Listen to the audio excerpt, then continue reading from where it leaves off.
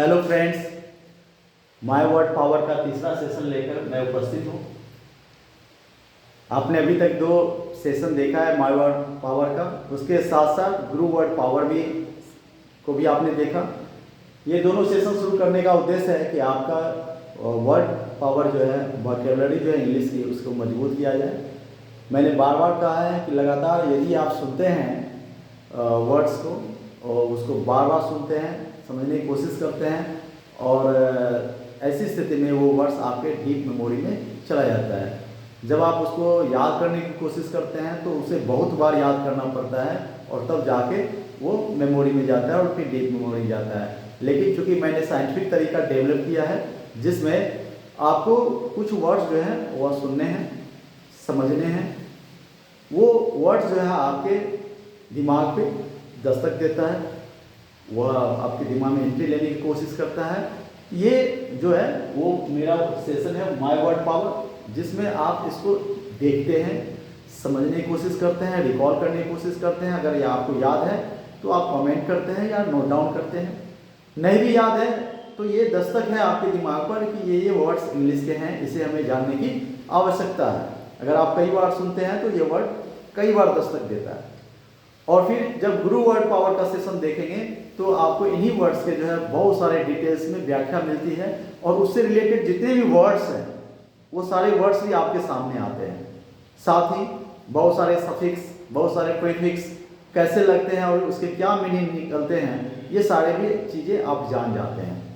तो ये सब चीज़ें जो जानते जानते फर्क ये आता है कि आप बाद में आपको रटा जाता है, आपके डीप मेमोरी में सारी चीज़ें चली जाती है कि ये सफिक्स लगने से ये होता है, ये सफिक्स ये काम करता है, इसका ये मीनिंग है, ये प्रीफिक्स लगने से ये हो जाएगा, ये वर्ड्स इस सेंस में यूज होते हैं। तो ये सारी चीज़ आपके डीप मेमोरी में चले जाएंगे।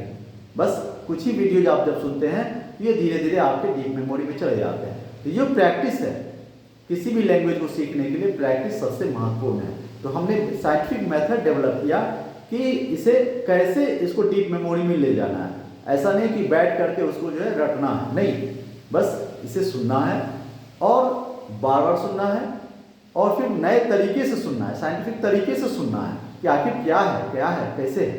तो ये सारी चीज़ें आपके डीप मेमोरी में चली जाएगी। फिर एक आप हेल्दी स्टॉक वर्ड पावर का एक मास्टर होंगे आप और इंग्लिश आपके लिए आसान होगा। तो चलिए माय वर्ड पावर के तीसरे सेशन में हम देखते हैं कि कौन कौन वर्ड्स हैं। हमने इसमें एक एक्सपेरिमेंट भी किया है।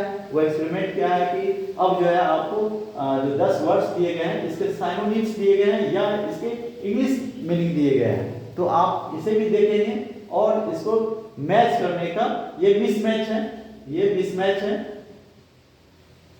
तो इसे मैच करने का प्रयास करेंगे। क्योंकि ये मिसमैच है तो इसे आप मैच करेंगे और बताएंगे कि इस वर्ड का प्रॉपर जो है वर्ड कौन है।